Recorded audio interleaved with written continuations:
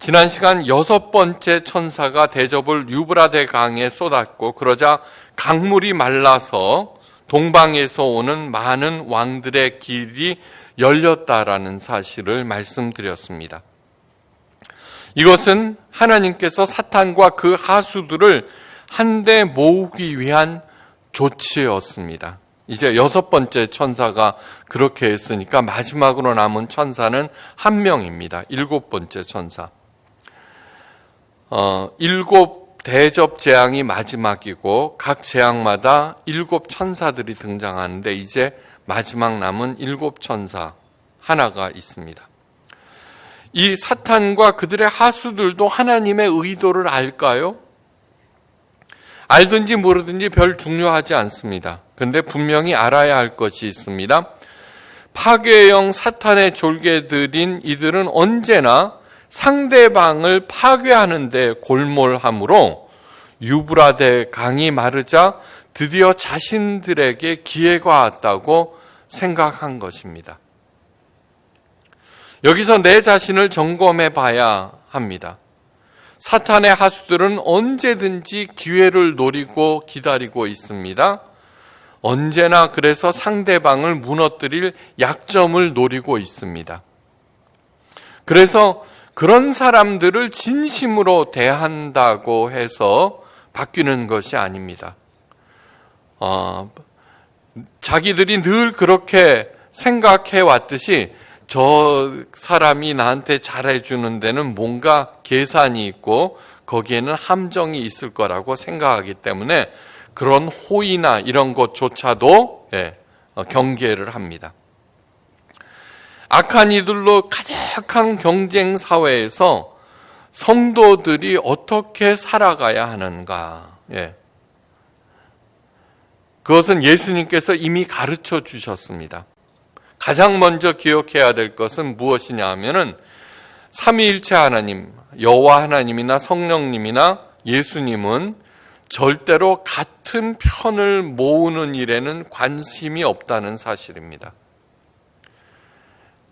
하나님께서 하시는 일들은 뭐냐 그러면 한 사람을 올바로 세우는 일이고 그 사람의 삶을 통하여서 그냥 자연스럽게 모여들도록 하는 것이지 의도적으로 옳은 사람들을 다 규합해야 되겠다라는 그 일에 에너지를 쏟게 하지 않으신다는 것을 기억해야 됩니다. 그 대신에 한 사람 한 사람에 대한 말씀은 많이 하셨습니다. 보라, 내가 너희를 보냄이 양을 이리 가운데로 보낸과 같도다. 그러므로 너희는 뱀같이 지혜롭고 비둘기같이 순결하라고 하셨습니다. 굉장히 중요한 말씀입니다. 사람들은 악인의 형통에 대해서 원망하고 불평합니다. 저 사람은 악한데 왜 저렇게 잘 먹고 잘 사는 거야? 잘 통하는 거야. 악한 세상이므로 악인들의 방법이 잘 통해서라고 생각하는데 그것은 큰 오해입니다. 우리 제대로 된 성도들이 하는 가장 큰 오해 중에 하나입니다. 착한 사람들이 번번이 지는 것이 아닙니다. 사실 그것을 명확하게 살펴보면은 악인들은 언제나 상대방을 이기기 위해서 준비를 하고 있습니다. 그것이 좋은 방법이든 나쁜 방법이든 언제나 그 약점을 노리고 준비하고 있습니다.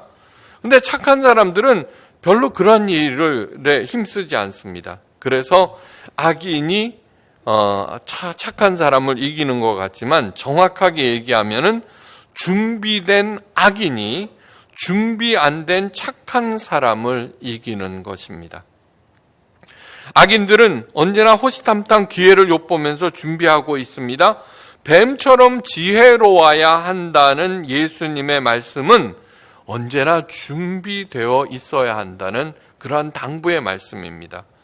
여기서 뱀처럼이라고 했으니까 악인들이 쓰는 그 교묘한 방법을 우리도 해야 된다 뭐 그렇게 하는 것이 아니라 그러면서도 비둘기같이 순결하라는 것은 악인들의 승리를 보고 그들의 방법을 절대로 답습해서는 안 된다는 것입니다. 네. 악인들은 지금 아마겟돈으로 모든 세력들을 총 직결시키고 있습니다. 그죠? 그런데 하나님은 그렇게 하라고 하지 않으시고 한 사람 지혜로워야 되고 그리고 어떠한 경우에도 순결해야 된다. 최후의 승리는 정직과 성실과 순결이기 때문입니다. 길이 아니면 절대로 가서는 안 됩니다. 세상을 둘러봐도 알 수 있습니다. 아무리 승승장구하더라도 불법과 편법을 쓰는 사람은 절대로 좋아하지 않습니다. 예, 먹고 살기 위해서 고개를 숙이는 일이 있더라도 그런 사람들, 그리고 그러한 사람들은 반드시 심판을 받아서 파멸하고 맙니다. 하나님께서 말씀하십니다. 악인들의 형통함을 부러워하지 말며 그와 함께 있으려 하지도 말지어다. 닮아서는 안 된다. 그들이 쓰는 방법을 써서도 안 된다는 것입니다. 그들의 마음은 강포를 품고 그들의 입술은 재앙을 말함이니라. 지혜 있는 자는 강하고 지식이 있는 자는 힘을 더하나니 너는 전략으로 싸우라. 승리는 지혜가 많음에 있느니라. 승리는 누구에게 있어요? 세력이 강한 사람이 있다는 것이 아닙니다. 지혜가 많은 사람. 근데 성경은 지혜의 근본은 하나님이고 그 하나님을 경외할 때 지혜로워진다고 하였습니다. 승리는 누가 이룹니까? 세력이나 전략이 이루는 것이 아니라 하나님께서 이루십니다. 그래서 사도 바울은 이렇게 당부합니다. 우리가 선을 행하되 낙심하지 말지니 포기하지 아니하면 때가 이름에 거두리라. 하나님의 자녀들이 해야 할 일, 언제든지 선을 행하는 것. 그래서 제가 말씀드리잖아요. 진정 하나님의 사람들은 상황이나 상대방을 살피지 아니한다. 이것이 옳은 일이라고 하면은 그냥 행한다. 아무리 어려워도 낙심하지 않습니다. 아무리 상황이 꼬여도 포기하지 않습니다. 그냥 뚜벅뚜벅 갑니다. 마침내 하나님의 때가 이르러서 하나님께서 그것을 이루어 주신다. 바로 그것이 하나님께서 이 세상을 우리로 하여금 살게 하는 그러한 방법입니다. 예수님께서 요한계시록을 주신 이유도 준비하라는 것입니다. 준비. 요한계시록은 준비의 책입니다. 어떤 준비? 싸워서 이길 준비? 아닙니다. 싸워서 이길 준비. 그것이 아니라 하나님을 향한 최고의 사랑과 순결한 신앙, 믿음, 하나님께서 이루신다는 그 약속을 믿음을 언제 어디서나 견지하는 것. 그것이 바로 준비입니다. 그래서 오늘 본문에서도 예수님께서 우리들에게 신신당부하십니다. 보라, 내가 도둑같이 이 말이니 누구든지 깨어 자기 옷을 지켜 벌거벗고 다니지 아니하며 자기의 부끄러움을 보이지 아니하는 자는 복이 있도다. 부끄러움을 보이지 않는 유일한 길은 쉬쉬하고 그러는 것이 아니라 어떤 경우에도 편법이나 불법, 악한 마음을 품지 않는 것입니다. 이제 준비하는 마음으로 본문으로 돌아가 봅니다. 준비의 기초는 무엇이냐 하면은 상대방을 정확히 아는 것입니다. 손자병법에도 있죠. 어떻게 준비하나? 상대도 알고 자기 자신도 아는 것. 왕들의 길이 뚫린 광경에 이어서 흉측한 광경이 펼쳐집니다. 개구리 같은 새 더러운 영이 용의 입과 짐승의 입과 거짓 선지자의 입에서 나오니 그들은 귀신의 영이라. 이적을 행하여 온 천하 왕들에게 가서 하나님 곧 전능하신 이의 큰 날에 있을 전쟁을 위하여 그들을 모으더라. 인간을 포함한 그 어떤 피조물도 숭배의 대상이 되어서는 절대로 안 됩니다. 절대로. 가만히 생각해 보십시오. 어떤 사람을 추종하였을 때, 숭배하였을 때 그 사람이 부패하지 않는 사람이 있는가 한번 생각해 보십시오. 그저 뭐 좀 업적을 이뤘다 그러면 자기를 신격화시키고 목에 힘 잔뜩 주고요. 그리고 또 열심히 추종합니다. 근데 함께 몰락합니다. 아무리 대단한 능력을 가진 사람이라고 하더라도 예외가 될 수 없습니다. 일찍이 광야에서 하나님께서 분명히 천명하셨습니다. 너희 중에 선지자나 꿈꾸는 자가 일어나서 이적과 기사를 내게 보이고 그가 내게 말한 이적과 기사가 이루어지고 너희가 알지 못하는 다른 신들을 우리가 따라 섬기자 하고 말할지라도 너는 그 선지자나 꿈꾸는 자의 말을 절대로 청종하지 말라. 이는 너희의 하나님 여호와께서 너희가 마음을 다하고 뜻을 다하여 너희 하나님 여호와를 사랑하는 여부를 알려하자 하사 너희를 시험하시니라. 신명기 13장 1절 이하의 말씀입니다. 여기에서 끝나는 것이 아닙니다. 그런 선지자나 꿈꾸는 자는 죽이라. 죽이라. 하나님의 명령입니다. 만약에 그런 사람이 부모나 식구가 하는 경우에도 절대로 용서해서는 안 된다고 못을 박으셨습니다. 뭐라고 그러셨냐 그러면은 너는 그를 따르지 말며 듣지 말며 긍휼히 여기지 말며 애석히 여기지 말며 덮어 숨기지 말라. 그게 부모나 형제라고 할지라도 너는 용서 없이 그를 죽일 때에 내가 먼저 그에게 손을 대고 후에 뭇 백성이 손을 대라. 하나님께서 하신 경고 중에 가장 무시무시한 경고입니다. 가장 네 부모가 이단 사설에 하고 너를 갖다가 하면 죽여버리라. 제일 먼저 죽이라. 정말 무서운 경고죠. 그만큼 이단 사설과 우상 숭배, 하나님의 사랑으로부터 우리를 떨궈내는 그 모든 것들, 그것은 그렇게 치명적이라고 하는 것입니다.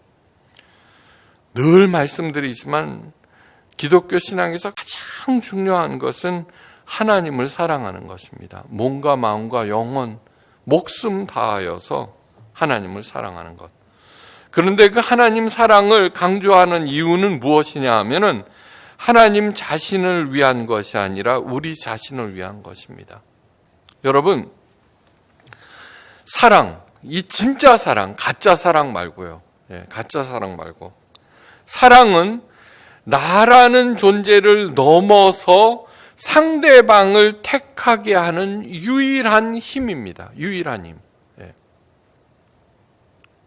사랑할 때만 내 안전보다는 상대방의 안전과 이익이 우선됩니다. 사랑할 때만. 아무리 사랑한다 어쩐다 저쩐다 얘기해도 그거 보면 압니다. 사랑하는 사람의 생각이 내 생각을 앞섭니다. 그것은 여러분 하나님이든 인간이든 물건이든 물질이든 간에 하여간 사랑은 나라는 존재를 넘어서 상대방을 택하게 하는 유일한 힘. 하나님을 가장 사랑할 때만 하나님의 생각이 내 생각을 앞서므로 어떤 유혹과 미망에도 넘어가지 아니하고 올바른 판단과 결정을 할 수 있기 때문입니다. 만약에 복을 받기 위해서 하나님을 사랑하는 것은 그건 첩신앙입니다. 실제로 아까 뭐라 그랬어요? 내 목숨, 내가 비록 명예를 다 잃는다고 하여도 하나님 사랑이 앞선다라고 하는 거. 그렇기 때문에 하나님을 몸과 마음과 정성을 다하여서 사랑해야 된다고 하나님께서 말씀하셨습니다. 사탄의 최대 약점은 바로 사랑이 없다는 거. 왜요? 무별 위에 자기 자리를 높여야 되니까 모든 사람들이 자기 자리를 탐하고 위협하는 존재인 거 없애버려야죠. 그래서 언제나 자신과 자신의 이익과 자신의 생각을 앞세우다가 자멸해버립니다. 개구리 세형이 능력과 기사를 펼칩니다. 사람들이 깜짝깜짝 놀랍니다. 야, 엄청난 능력을 가지고 있다. 세상 사람들이 그를 따릅니다. 언제나 남들을 압도하기 위한 힘을 열망하는 세상 왕들이 개구리 형에게 하나같이 넘어갑니다. 개구리 영들이 시키는 대로 아마겟돈으로 모여듭니다. 마치 허황된 높은 수익에 미혹되어서 다단계 판매장으로 몰려드는 군상과 똑같습니다.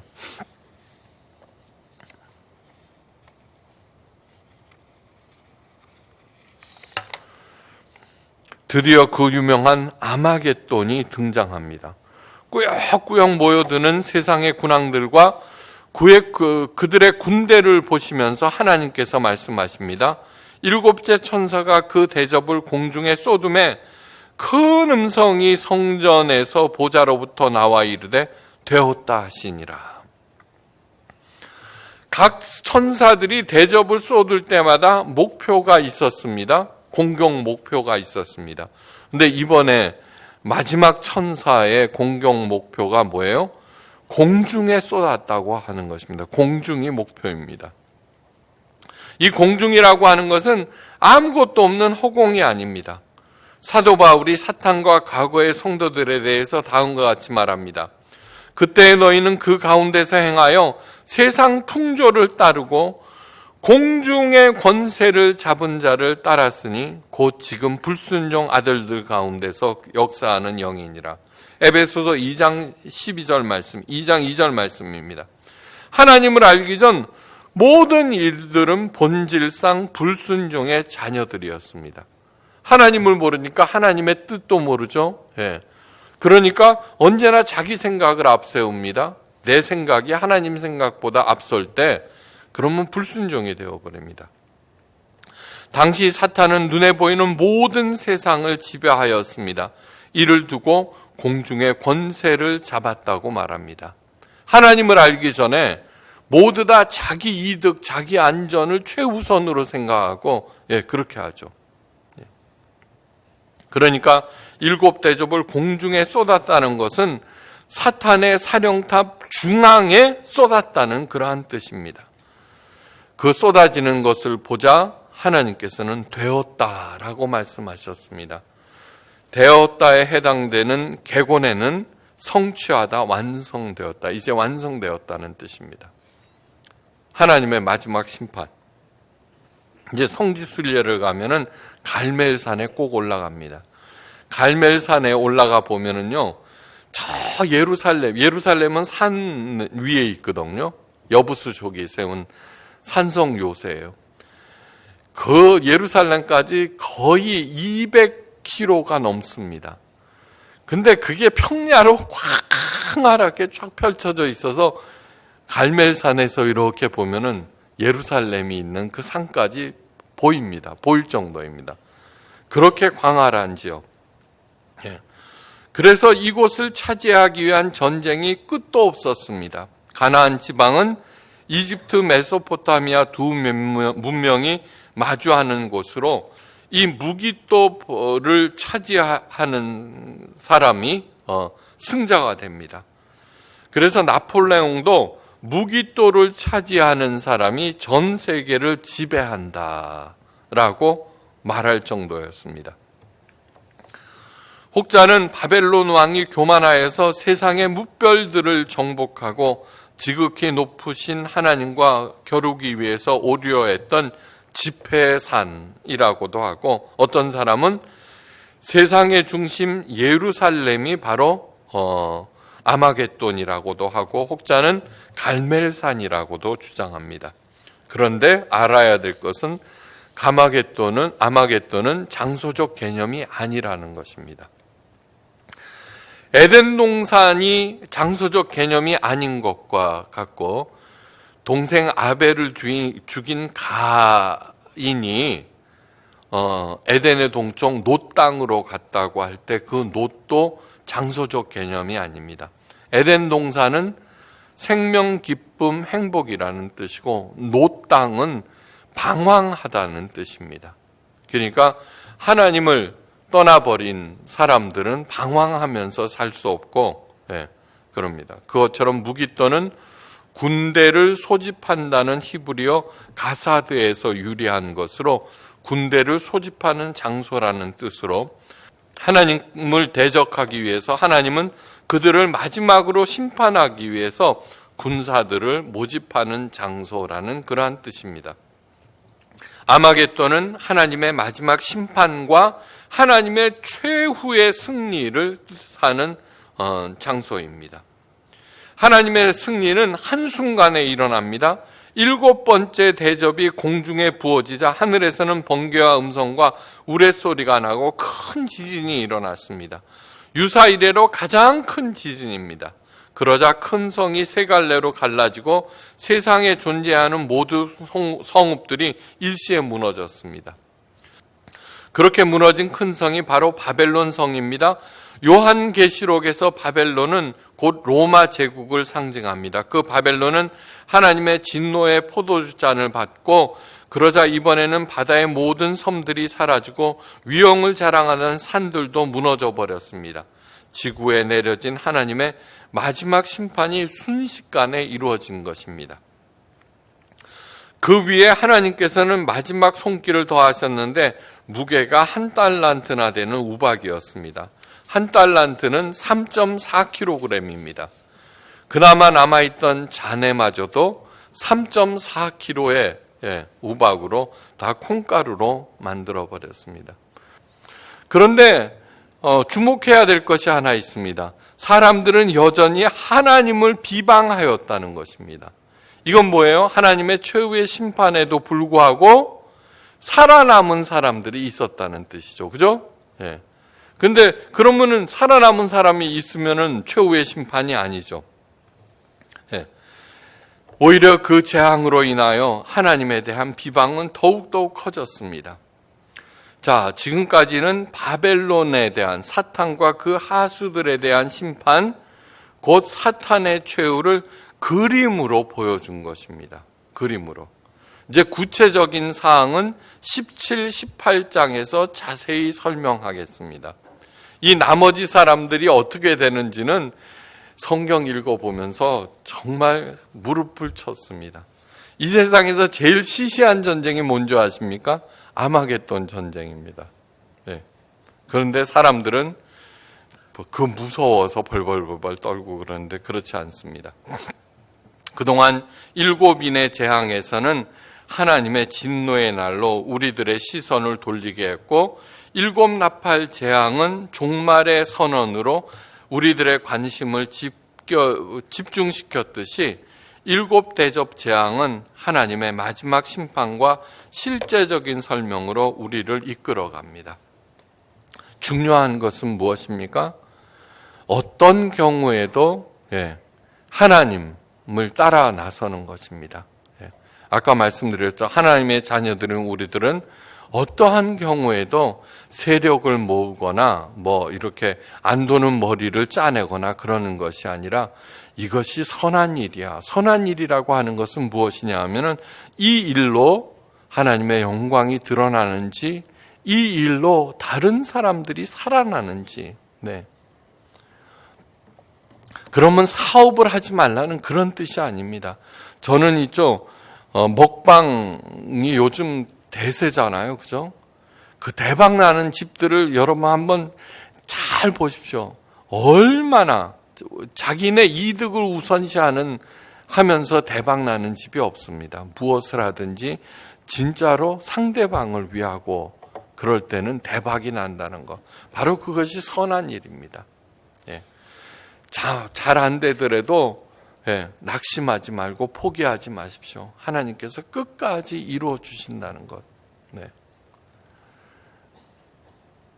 인생이라고 하는 것은 풀어야 하는 숙제가 아니라 예수님과 더불어 즐겨야 하는 하나님의 신비입니다. 언제나 하나님께서는 그 모든 악한 것들을 정리하시고 마침내는 승리를 이루십니다. 그분의 손을 꼭 잡고 그 승리에 동참하는 우리 모두가 되시기를 주의 이름으로 간절히 축원합니다.